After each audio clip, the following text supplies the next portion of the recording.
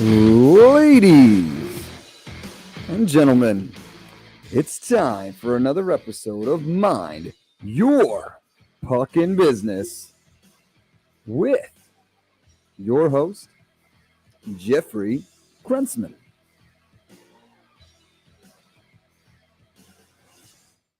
Thank you, Dougie Sticks. Thank you, as always, from the beautiful studios of Undefeated Media here in Bergen County, New Jersey. This is the Mind Your Puckin' Business podcast brought to you by our good friends, the Bamboozle Project. We encourage you to check them out. Their website is across the screen bright and early here in the broadcast, thebamboozleproject.com. If you're following on the video feed, you can check them out. They're good stuff. We're going to talk about them actually in a minute.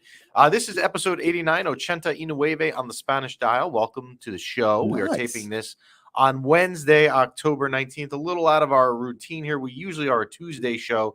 We are a Wednesday show this week, and we will actually, I believe, slight programming note, be a Thursday show next week due to some work stuff that I need to do on Tuesday next week. But we are taping this episode, as I mentioned, on October 19th, so everything is current as of that day.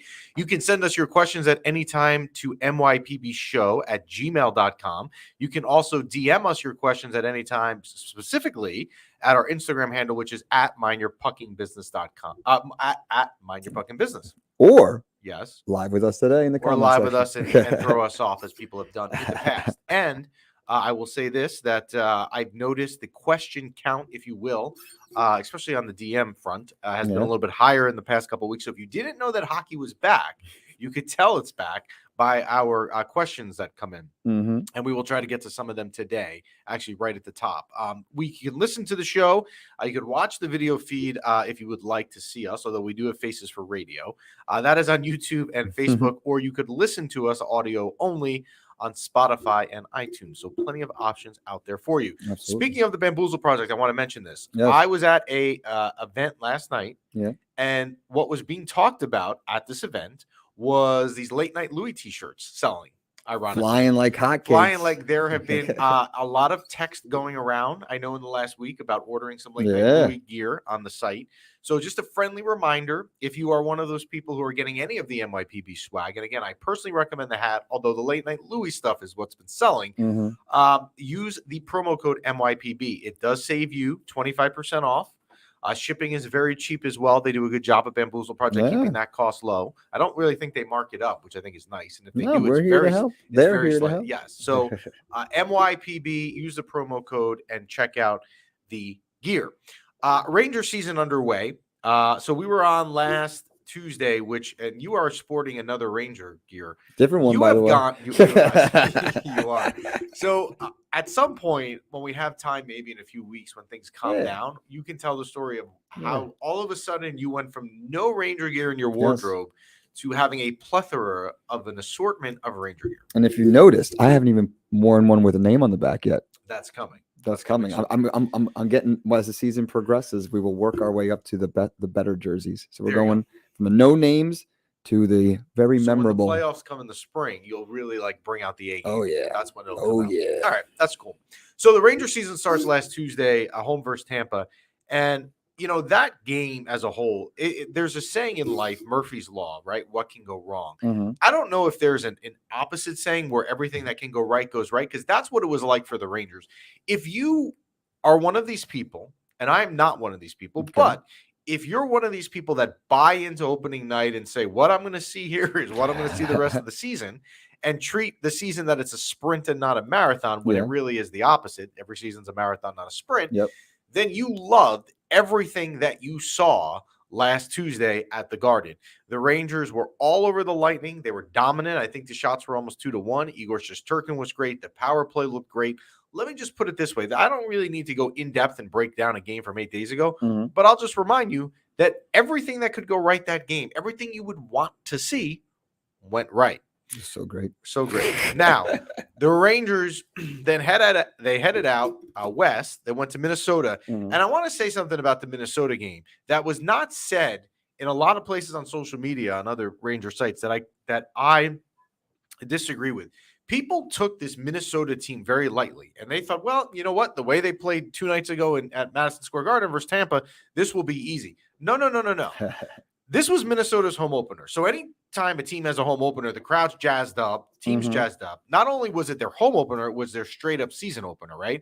So the players are all jacked up. Yeah. This is a team with Cabrillo, the left winger, their Kaprizov, whatever his name is. They still have Zuccarello and Hartman. The top line is a dangerous top line. Their goaltending is good in Marc-Andre Fleury. This is a good team, and the Rangers went in there and were dominant. They were up 3-0 at the end of the first period. So now you've taken 2 games, right? And you've seen them play 2 good teams, the Lightning and Minnesota, and you are just sky high. Yeah. And I even read somewhere the dumbest thing I may have ever read, and it took all the willpower to not respond or write something stupid to these people that wrote in that, it's possible the Rangers are going to go 82-0. Because at that point they were 2-0. So I'm not like that, but we're going to Stanley Cup. Okay. Look, you can think what you want to think. That's fine. We're going to Stanley Cup. And let's hope that you're not right. That delusional. Well, we're going to hope you're right on that. But so the Rangers now the next night on Friday go and play another team's home opener up in Winnipeg. Gotcha. Now I'm going to give you a question. There's a little trivia question for you. The Rangers now at this point are 2-0. They're better than Winnipeg, right? But going into the game, the Rangers on the money line in Vegas are underdogs, right? Okay. Why would that be? Can you figure it out? Because we're going to have a backup goalie in. Wow. I've never been more impressed. We don't rehearse that. Thank you. Yeah, wow. Yes. So the Rangers, of course, on a back-to-back night, because they're not going to play Shesterkin 82 games, say Yaroslav Halak is going to play. So the Rangers were not expected to win Friday night. And I will say this, they didn't play well. I'm not sure it was on Halak. They only scored 1 the entire game anyway. So you can't really pin that on that loss on a goalie. But the Rangers just didn't look good. It happens, right? We're not going to sit here and analyze out of the 82 games, the 10 or 15 that they just come out and don't play well.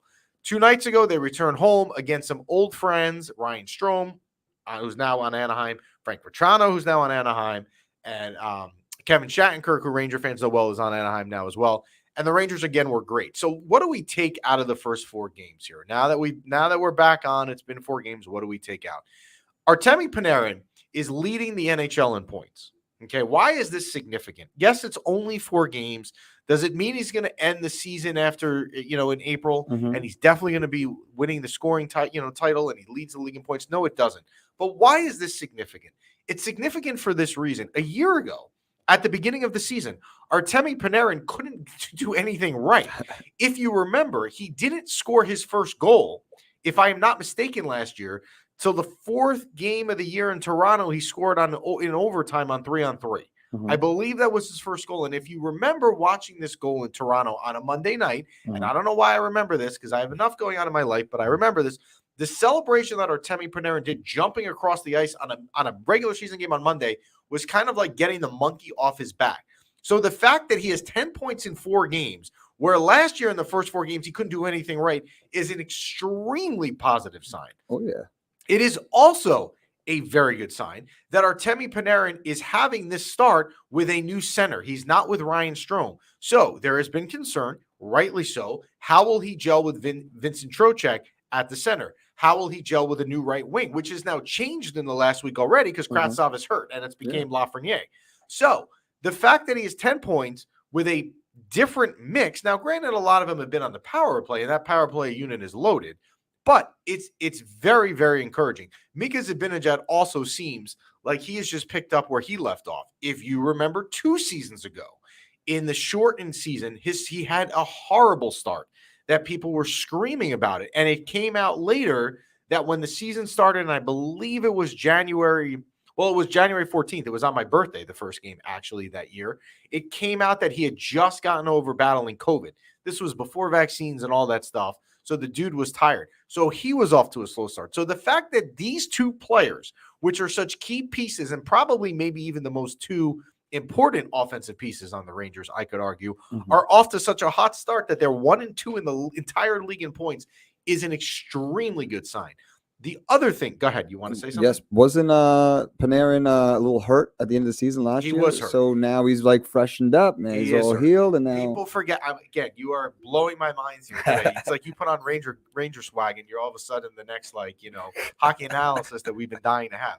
Artemi Panarin got hurt in the last week of the season, regular season. He played hurt in the playoffs. You remember that, most people do not. So credit for you for that. Cheers. The other thing that I like is Capo Caco, 2 goals the other night. Capo Caco, now I argued that the person that should get the right wing slot with Zibanejad and Kreider should be Lafreniere. They didn't side with me, which is fine, and they gave it to Caco Caco. But what you wanted to see was whoever got the opportunity to play with these two would develop more and put up points. And Caco Caco looks really good. One of the goals he scored last week in Minnesota was a highlight reel goal. He had 2 the other night. So that is a very good sign. Another thing that's a good sign you take out of the last week is how good the power play has been. The puck movement on the power play. If you look at some of the power plays where the Rangers have not scored, and you're not going to score on every power play, but even if you take a look at some of them that they didn't score on, particularly the first 2 games, they had a ton of chances, right? The puck just didn't go in. What you don't want to see is you don't want to see 2 minutes on a power play, the puck getting cleared, you have to bring it back in. They're moving the puck well. That top power play unit that the Rangers have really might be the best power play unit in the league when they're clicking, which they are right now. Matter of fact, I don't even know, and it's no disrespect to any other team out there. Obviously, Edmonton has Draisaitl and McDavid up there on the top line, but I think that their top power play unit is phenomenal, and they're playing well. Igor Shesterkin, he didn't play great on Monday night, but the first 2 games he played, he looks great. Look, he's not going to have the 60 or 63 games, as Dan Rosen pinpointed as the magic sweet spot number, that he's going to play in this year. He's not going to be great in all of them, but he was great on opening night. He was great in Minnesota, particularly in the first period. He weathered the storm there to keep it scoreless at the end of the first. And even the other night, you know what? He had some big saves in the moment to keep that game when it was tied 2-2 from really kind of turning. So you like the fact that in Igor's first 3 starts, the team's 3-0, right? So here's my only concern so far, because, you know, we got to, if there's positives, we got to talk about the one negative, or 2 negatives, really. Yaroslav Halak, you can see, as we've talked about, because it was something I pinpointed as going to be a concern here going into the season, the games that he plays in, if Vegas just feels outright that they're going to be underdogs in the games that they play in, the Rangers are going to have to find a way to score more than 1 goal in the games he starts. So that's going to be something to look at. The schedule right now, they are home tomorrow night on Thursday for San Jose. Igor will play. They're off again until Sunday when the Columbus Blue Jackets come in, and then they're off until Tuesday. So they don't have back-to-backs until the middle of next week. Until that happens, I mean, I would think you're going to see Shesterkin, but the Yaroslav Halak games. So let's see. There's a question coming in, and that's from Chris. More of a statement. Just wait for Kako and Left to run Wild versus Quinn on Thursday night, a la Kreider versus Torts all those years ago. So one thing, and that's a great point from Chris, David Quinn tomorrow night returns to the Garden with his new team, the San Jose Sharks, who are not playing well. The Islanders really were all over them last night. And it would be fitting for Kako and Lafreniere, who really didn't seem, word came out, didn't really like to play with David Quinn. David Quinn didn't play them a lot. That would be interesting. And what he's reminding us of is a great story with Chris Kreider and Tortorella. And I was at this game. There was an infamous game. Yeah. This was 2011 2012. I believe it was Thanksgiving weekend. Torts was now in Vancouver. He got a job out there. I'm sorry, it was 2013. It was the first year of AV. So this was Thanksgiving weekend. I don't know why I remember this also. This was Thanksgiving weekend of 2013. All right. Okay. John Tortorella comes back for a afternoon game with his Vancouver Canucks, and Chris Kreider scores a hat trick. And it was kind of, which is what he's reminiscing of that game. So, yeah, it'll be interesting. I don't necessarily think the Rangers front office staff, Chris may know more than me on this because of who he is, but I don't think the front office staff will be preparing a welcome back video for David Quinn tomorrow night like they did Ryan Strome the other night. At least I hope not. And if they do, can they please do it during the commercial so we don't have to see it? So no love lost. We wish David Quinn a lot of success out there, and his general manager in San Jose now is Mike Greer, who also came from the Rangers, two BU guys. And we know I'm partial to BU because I went to school there. But he will be back tomorrow night in that game. So the Kravtsov injuries, the other thing I wanted to mention is the concern. You don't like the fact that literally 6 minutes into opening night, he gets hurt. Now, Victor Hedman kind of rammed his head into the boards, so I don't know that we're going to get on him. It sounds like he will be back sooner than later, possibly as early as tomorrow. But the way with Sammy Blais back as well, Lafreniere seems to have fit well on that second line on the right wing. I'm not sure I'm racing to get Kravtsov back. If he's not held, I would wait till he's 100%. So that's where we are with the Rangers. A very good first week. You're 3-1. Look, if you win 75% of your games, 3 out of 4, the entire rest of the way, you'll be more than fine. Yeah. So the schedule, you got to beat the bad teams, especially at home. You have San Jose in here tomorrow. Then you have 3 days off again to give Igor rest until Columbus is in. So these are winnable games. And next week will be a challenge. Next Tuesday, they'll be home against the Avalanche. And I believe they have a back-to-back. Then they go on Wednesday night to Long Island to play the Islanders. So one of those 2 games next week, I don't know what Gerard Gallant will do, is going to end up being Yaroslav Halak. So we will see what happens with that. So that's where we are on the Ranger front. A good start. One more comment I see up there. Why don't we put it on before we switch to football? Put Kravtsov on the third line, give Hedl some offensive help. I'd be fine with that, Chris. You know what, Chris? If that means that Lafreniere is going to stay there on the second line right wing, I got no problem with that at all. Chris always knows his stuff. I've tried to get him on the show. This is a guy who knows. I'm impressed with your knowledge. Obviously, there's no disrespect to you. Chris is another world. Yeah, he's got the history lessons right there with this one over here with the stories. He's doing great. He's got it. So that's where we are in the Ranger land. So Rangers. When we're back on next Thursday, yes, we will have had a San Jose game, the Columbus game, and then back to back with the defending Stanley Cup champion Colorado Avalanche. Let's go. Plus the Islanders. So should be interesting. That's going to be home. The Avalanche game is home. The Islanders are away. So when we're on, which I believe is next Thursday next week, as I mentioned, we should have some interesting Ranger stuff to talk about. Nice. Shifting gears, nobody better, as we shift to the NFL, the other sport that we cover, nobody better for us to have on today than our man, our NFL guru, our NFL insider from the Paul Farrington Show. We're going to bring in our old friend Paul Farrington as you're sneezing. Yes. Us all sick. So it's a good thing. It's a good thing, Paul, you're not in studio because there's germs flying around. I kept it in. Hey guys, I'd like to congratulate you on the start for the Rangers. I think real you're quick. on mute still, There we go. I got him. Here you go. I'd like to congratulate you guys on the Rangers win, the start to the season, real quick. But I would like to warn you about the unexpected, unprecedented string of wins the team across the river is about to go on, following the Devils' thrashing of the Ducks last night. I think that you're about to see something unbelievable in hockey. I watched this game. Are you a Devils fan? Oh, yes. Okay. So I watched this game last night only because it's fine. I didn't even know you were a Devils fan. I watched the Devils-Ducks game. Yeah. I put it on in the third period because I saw it was 2-2. I saw the Devils were down early, and I'm like, oh, my God, like Lindy Ruff is going to be out of here by the end of the night. And the game is 2-2.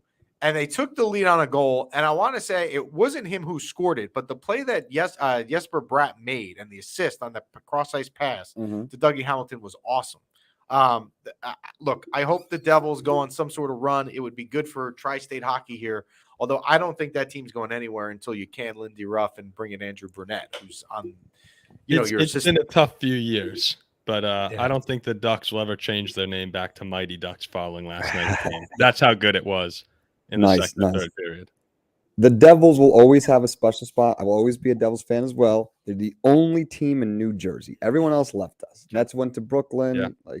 A lot of betrayal. The Devils will always have a special place. They will not have a special place in my heart, but that's fine for you.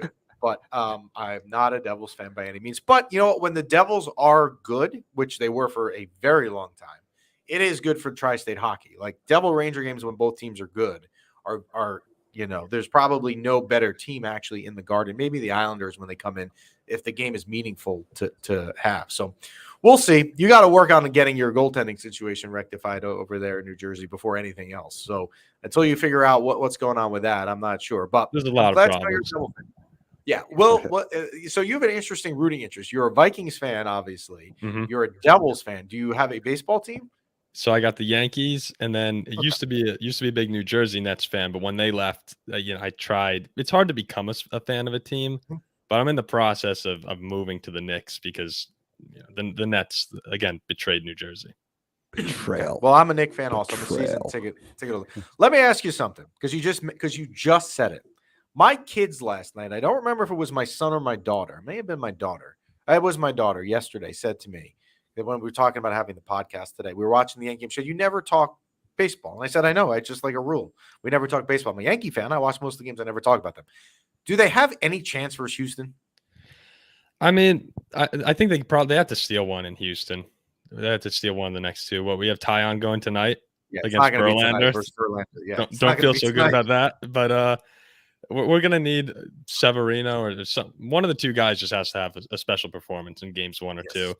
I don't feel too confident, but once you're here, you need 1 or 2 games to go your way. Yeah, that's true. Anything can happen. So, all right, let's go to football, which is where your expertise lies for sure. I got a set of questions for you today. Let's start here. And I was uncomfortable coming up with this question, but I'm like, you know what? I'm going to ask him this anyway. Because when we were talking here in the studio randomly today before about how everyone here hates this team. Are the Eagles a legitimate Super Bowl contender? But here's why I'm going to ask you this. And this is no offense to the Vikings because they're one of the teams. But when I look at the teams that they beat, I'm going to take the Vikings out of the equation because you also told us don't ever bet on the Vikings on Monday night on the road. But they've beaten the Lions, the Commanders, the Jaguars at home. They barely got by the Cardinals on a missed field goal. And they beat the Cowboys without Dak Prescott. Now, it's not the Eagles' fault. You play who you play on the schedule. But yes, they're the only undefeated team left, but are they really a Super Bowl contender? 100%. Yeah, they're one of the most complete teams, I think, in the NFC. And when you look at the step forward that Jalen Hurts is taking, where's the weakness on the Eagles? Like, do you guys see any right now? Because their run defense is allowing over 5 yards a carry. That's their Achilles heel. To me, it would be that offensive line needs to stay healthy. If the O-line weakens, I only got one of those Achilles heels. Yes. If the O-line weakens a little more, you saw Lane Johnson go out the other night, and then Micah Parsons started taking over that game as the Cowboys were coming back. That's the one concern I'd have is the health of the offensive line throughout the season. But if you're able to get home games in Philadelphia, which right now they have a pretty big lead, I think they have a 1-game lead over the Giants for the 1 seed, and I expect them to beat New York when they play. If you have to go through Philly with that crowd and that type of atmosphere, they have to be a Super Bowl contender. Maybe they're not as good as the Chiefs or Bills, but the NFC is weak. So all you have to do is get to the big game. Where I agree with you is what you just said, that the NFC is weak, right? I get it. The Giants are 5-1, and my co-host over here is going to kill me, but they're, in my eyes, they're just not a Super Bowl contender. It doesn't mean they're not having a great season. The NFC West, you don't have a team that's over 500. The 49ers, Rams, and Seahawks are all 3-3. Your Vikings are 5-1, and they belong in the same. But who knows? Breath, but you don't know. The Packers, which is another question coming your way in a minute, heads up, by the way, are 3-3. They're not good. And in the NFC South, you have the Falcons and Bucks tied for first, and they're both 3-3. Like, the NFC is just not that good right now. So I think based on that, yes, the Eagles are a legitimate Super Bowl contender to get there. Whether they're good enough to win it is another question, I guess. All right, New York, you and I tape this show, or when you come on, but Doug and I taped the show out of the New York area for those that listen that are not in the area. So I think it's fair to talk about the 5-1 Giants and the 4-2 Jets, because we are just used to here in this area by mid-October, where we are right now, being in a position where we're looking at draft picks and saying who's going to go 1, 2, and 3 in the draft, and how does one of the New York teams get him and then screw up his career. But that is not a valid question this year to have, as the Giants and Jets, like I said, are having a good year. The Giants are 5-1, and our producer, who's sitting over here in the corner off camera, said before, randomly, and it was already written on the question, when I look at the Giants' schedule, it's not bad. And he's absolutely right. Here's the Giants' next 4 games, and they are already 5-1, Paul Farrington. Oh, yeah. They play the Jaguars, the Seahawks, the Bears, and the Texans. And the Bears and the Texans are at home. So, is it possible, because this has now become a thing that we posted on Instagram, I don't know if you saw this after week 1, the Giants are 5-1. Could they win all 4 of those games and be 9-1? Yeah, they can. The difference between the Giants right now from this year and last year is that a lot of these games against bad teams, they're winning. So when you're able to beat the bad teams and then you go in and you can also knock off the Packers and Ravens, who's to say you can't beat Jacksonville? Or Seattle's tough on the road. This is a good team. I don't really want to admit it, but they're playing good defense. Daniel Jones is playing a lot better too. And obviously Saquon's the big news around the Giants always, and he looks like as healthy as ever. I like them at the moment. I don't think they're a Super Bowl contender either, but they can absolutely be sitting at 7-2, maybe 9-1, like you were saying. It's a light schedule. Now, the Jets, on the other hand, have a different approach on their schedule. They will play they are at Denver this week, which I was surprised because it's one of my picks coming into the weekly picks. They're getting a point, which is almost a pick 'em, which I think is too much respect in Denver, but good for Vegas for being that high on Denver. But that's not necessarily the easiest game. Then they have the Patriots at home. I mean, the Jets just never seem to beat the Patriots. I know they can. Patriots aren't that good. But then they play the Bills. They play the Patriots again. Then they play the Bears, but then they play the Vikings and the Bills. It's a little bit harder. I think for the Jets, realistically, with the way the schedule's coming up, if you can get a wild card somehow, it's a tremendous turn of events. What a season. Yeah. If right? they get a wild card, yeah. Yeah. And the schedule is a little bit tougher than the Giants. All right. So you and I talk a lot about, for some reason, when you're on, and I don't know why, because I think we're both closet fans of this team, the Buffalo Bills. And that is, they had a statement win over Kansas City this week and kind of a rematch game. But here's why this game was so important. The Bills now go one game up with them for home field advantage. And really, they go 1.5 games up because they beat them head to head. So now if they tie in the standings, they own the tiebreaker. But what we have going on here is the Bills need this home field advantage because, like you said with Philly, you need the road to go through Western New York and how cold it is rather than having to replay this game. How much of a statement win was it for Josh Allen and the Bills? It was the biggest win of Josh Allen's career. That's what I would say. Because if you lose that game, then all of a sudden, I don't think they beat Kansas City in Kansas City later in the season. So I think this game is the biggest win of his career because, yeah, in January, in February, 240 pounds, 6'5", Josh Allen, he's not going to be fun to tackle. And that Buffalo crowd is not going to be fun to deal with. That weather's not going to be fun. Right. This was the biggest possible win for the Bills in a long time. Yeah, Patrick Mahomes in that offense, I don't want to say they'll struggle, but they'll have a much harder time in January playing in Western New York, having to win a game there than they will on their home field in Kansas City with the weather. It's night and day. So 100%. And you know, this year, the difference between last year's win in Kansas City and this year's, to me, is that we're looking at Buffalo as the team right now. Last year, I think we were still believing that Kansas City was the team to go through in the AFC. Even after Buffalo beat them, they were still jostling for the 1 seed. Right now, it really does seem like it's Buffalo's to lose. And that 1 game advantage with the tiebreakers, it's going to be everything. Yeah, that's huge. And it is really that tiebreaker home field that makes a huge difference right now. So right now, the path seems to be leaning in the AFC that if you want to go to the Super Bowl, you're going to have to win in Western New York in January. No fun. And like you said, good luck. Yeah, no fun trying to tackle Josh Allen. All right. You're going to like this question. But I'm not asking you this because it's you. I'm just asking this because this would have been whoever was on this week. The Packers, they lost last week to the Giants in London after blowing a lead. And they were a 7.5-point favorite at home at Lambeau Field versus the Jets and lost by 10. When you watch them, and I watched some of the game and I watched some of the highlights, especially from this weekend versus the Jets, the offense, if you ever just watch something and just feel like something's not right, something just doesn't feel right, it's the vibe I get when I watch the offense. And their defense is also overrated, but that's another story. Are the Packers done? I'd like to open with that. I feel very bad for everyone up in Green Bay and Aaron Rodgers. You know, after years of tough football for them, I'm sorry that's continuing. No, I cannot be more happy to see the Packers floundering. The concern I do have though, Jeff, is that Aaron Rodgers is still on that team. So I never want to count that guy out.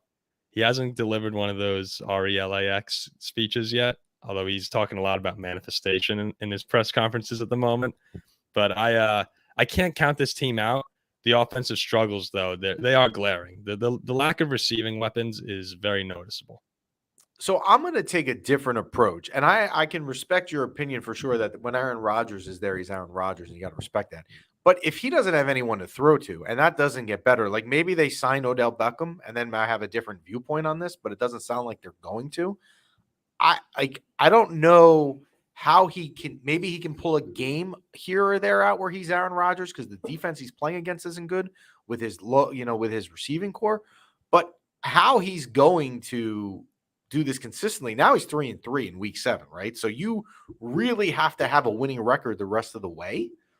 And with the lack of, I don't think Aaron Jones has been that good. I don't think the defense is that good. Their special teams is awful. Their special teams is actually probably worse than their defense. So I'm going to go on record and say that, yeah, the Packers are done, which for you, there you go. Right. Means you're popping champagne. The one thing to keep an eye on is we keep talking about how bad the NFC is. So you might be able to sneak in and into that 6th or 7th wild card if you're the Packers later in the season. Because right now, who are you going to be competing with? Atlanta, maybe San Francisco or the Rams. It's not going to be a great record to get that final spot. And then once you're there, that's when you have Aaron Rodgers versus whoever in the playoffs, and you're probably going to take Rodgers. So I think that they're going to be able to stay in the hunt for that last wild card spot. And once you're there, I'll take my chances with one of the best quarterbacks ever.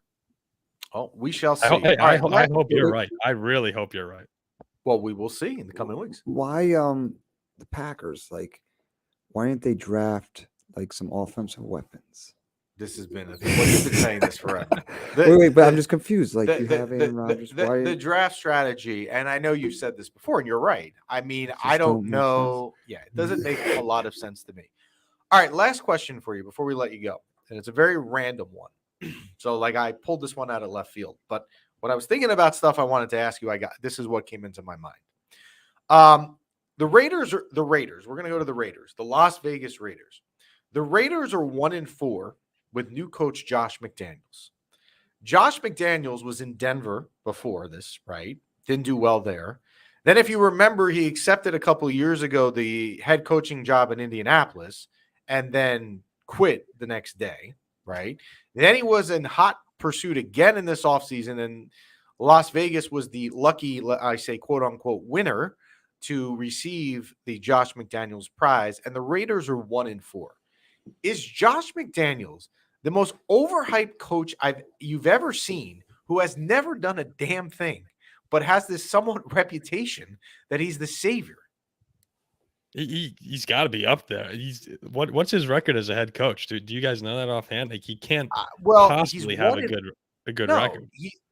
He's 1-4 lifetime in Kansas City. His record in Denver was 11-17. So he's 12-21. He's 12-21 as a head coach. And this guy, I mean, look, I'm not saying the Raiders are going to make a coaching move after 5 games. I'm not saying that. But for all the acclaim that this guy seems to get in the press always, this guy stinks. Well, the Raiders' offense even looks worse after adding Devontae Adams. Yeah. So you got to question at some point, when he's with Bill Belichick for so long. I know Belichick's a defensive-oriented coach, but maybe that was it. Maybe he just right place at the right time. It doesn't hurt to have Tom Brady. Thank you. That's the answer, right? All those years that this guy was building up his coaching resume and his impression around the league, he had Tom Brady, and he had Tom Brady in the prime of his career. I mean, that's another, there's a bigger question there too. And you can go to basketball as well for a second. Like, Steve Kerr, I think, is a very good head coach. I think Mark Jackson wins titles with Steph Curry, Draymond Green, Klay Thompson. Phil Jackson, look who he had. He had Michael Jordan, he had Kobe Bryant. The player, to me, is always bigger than the coach in almost every circumstance. So maybe this was just another case of, he happened to have the greatest player ever at his disposal and made him look good. And to your basketball reference with Steve Kerr, because we were talking that you were a Knick fan, Steve Kerr was on the list of potential Knick coaches when the year that he accepted the Warrior job. Now, think about Steve Kerr's stock in his career, how good of a decision he made, right? You turn down being at the mess in the Garden, where he probably still wouldn't be employed 6 years later. He'd be on TNT. He'd be on TNT. Exactly. He'd be with Mark Jackson and Jeff Van Gundy on TNT. Also former Knicks, coincidentally, for what it's worth. And he wouldn't be there. So while you're a Knicks fan, before I let you go, tonight, opening night, the Knicks open in Memphis. Big free agent signing in the offseason, Jalen Brunson, completely overpaid. I mean, the most asinine contract, but typical Knicks. I saw this morning when I woke up, the TV was on MSG from last night from watching your Devils, actually. And they were doing like a DraftKings show that they run at 5:30 in the morning. And they had the Eastern Conference championship odds of all the teams for the NBA. The Knicks were not even on the list. Like they picked like They 10 left them teams. off. I don't even know what their odds were. So that should tell you this. Is there any I'm a season ticket holder for the Knicks. What should be the realistic expectation for the orange and blue this year? Oh, realistically, look, I would love to. No, you know what? I'm not gonna say I want to be 500 because anyone who says that, like, 500 is probably a solid season for them, but it would be fun. It would be fun to have a playoff game. But that'd be good to have. When was the last time we made the playoffs? I'm trying to remember. Well, when they beat last year, they lost to Atlanta with Trae Young went off. Yeah. That was weird. Yeah, not last seed, year, right? the year before. 2 years ago, we were the 5 seed or something like that. Yep. Yeah, this team is not going anywhere. I would just like to play in a playoff series. Try and get in as the 8 or the 7, maybe even better. So supposedly, now there is a guy in the draft next year. He was the unanimous number 1. I'm going to pronounce his name wrong. Victor Wembanyama. Wembanyama. They're saying he's like one of these generational talents. Now, we know that when you say that, it doesn't mean that happens, particularly with foreign players, although Dirk Nowitzki and Luka Doncic may disagree. But I would rather this team not get in the playoffs to play a stupid playing game and lose in the 7-8 game one night in April and at least have a chance at a lotto ball to try and get this guy. Jeff, you know what happens. We go 10 and 70. We go 10 and 72, have the worst record in the league, and we're gonna be picking 4th.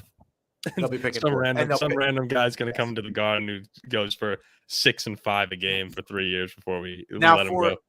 For as good as RJ Barrett has been, and I still think he'll be a good player in the league, you must remember that night in May of 2019 when the NBA on the Zion draft lotto cut to commercial, and you knew when they came back, there were 3 teams left, New Orleans, Memphis, and the Knicks. And you said to yourself, you definitely want number 1 because you want Zion. But if not, you'll get number 2 because you'll get Ja Morant, who they actually play tonight. And what happens with the Knicks? They get number 3. But Paul, thank you as always. Come back and see us. I hope I'm right for you on my my Packers assessment. All right. Oh, nothing would make me happier. Thanks, guys. Really enjoy watching. Great stuff. Awesome. Thank you, Paul. That is Paul Farrington from the Paul Farrington Show. We encourage you to check him out. Paul also, I should say, on his on the Instagram page for his show, they post like clips and stuff, like the Undefeated Media people here do some good stuff. So if you don't have time to like watch all of Paul because life's busy, you can watch part of it, and you will get enough out of it. So on to weekly picks quickly. We almost had a historic week. So we went into week 6. We were 4-1. Yeah. We had another winning week again. So we're 5-1. So pay attention to us if you're not paying attention. Making money. But I had 4 games in the 1:00 games. They were all right. So we needed one game to go right at 4:00. We would have had a perfect week. It did not. So what did we have right? We had the Jets plus 7.5 at Green Bay, won the game outright. We had the Giants, or again, as I said, I was really more of a Brian Dable bet, plus 5 at home versus the Ravens. They won the game outright. We had the Pats plus 3 in Cleveland. They won the game outright. We had the Vikings minus 3 in Miami. They easily covered that. And the one we had wrong was the Panthers plus 11 at the Rams. Although most of that game we had it right. It looked like we were going to have a perfect score. And then in the fourth quarter, Panthers just decided to say, I got a long plane ride back to Charlotte across the country coming up. I'm just going to chill out. So another winning week. We're 5-1 on the season. It's so great to make these bets on New York teams and they actually get you money. Let's see what happens, Dougie Sticks. You may not be happy with me in a minute then. I know where we're going. So moving forward, we are now a 5-1 in the season, and we move on to week number 7. So here are your Mind Your Puckin' Business picks for week number 7. Dougie will be happy with me. I am taking the Giants plus 3 in Jacksonville. I am drinking the Kool-Aid. I get it. The Giants this is a tougher game than some of the ones they played in the past down in Jacksonville, and Jacksonville is good. But I get coverage here of a field goal of a team that is red hot and has Brian Dable against Trevor Lawrence, who can be very Jekyll and Hyde. Give me the Giants plus 3 down in Jacksonville. Oh, timeout. They're plus 3? Yes, they're plus 3 in Jacksonville. Wait, we got to explain this. Well, they're plus 3. Stinks. They don't stink. I would give them credit. I think they stink. Okay. Well, I am taking then you'll agree with me that I'm taking the Giants plus 3 in Jacksonville. Yes, absolutely. I am taking the Lions +7 at the Cowboys. I like this game for a couple of reasons. Dan Campbell, coach of the Lions, returns to Dallas, part 1. He's going to be amped up. The Lions are coming off a bye, and Dak Prescott returns, which is why the line is a lot. But Dak Prescott hasn't played in 6 weeks. Plus, I have +7. I'm covered by a full touchdown, and I have their coach who's going to be amped up coming off a bye. Give me the Lions +7 in Dallas. I am taking the Panthers +10.5 at home versus Tampa. Tampa is 3-3. Tampa was a huge favorite in Pittsburgh over the weekend and lost. Why is Tampa giving 10.5 points is way too much for a Panthers team playing their first home game with their new interim head coach. Give me the Panthers +10.5 at home versus Tampa. You're not going to like this, but I'm going to do it anyway because I have to be fair here on the picks. I'm taking the Broncos -1.5 against the Jets. The Jets historically do not play well in Denver, if you look in the past. Okay. And -1.5 is like a pick 'em. And Denver needs the game. So give me the Broncos -1.5 at home versus the Jets. But I'd be more than happy to be wrong with that game. The other one, I'm going to the Sunday night game, Pittsburgh at Miami. Tua supposedly returns. Again, he hasn't played in a while. The Dolphins have not looked good in the last couple of weeks anyway. The Steelers just beat Tampa. I'm taking the Steelers +7 down in Miami. I'm getting a full touchdown.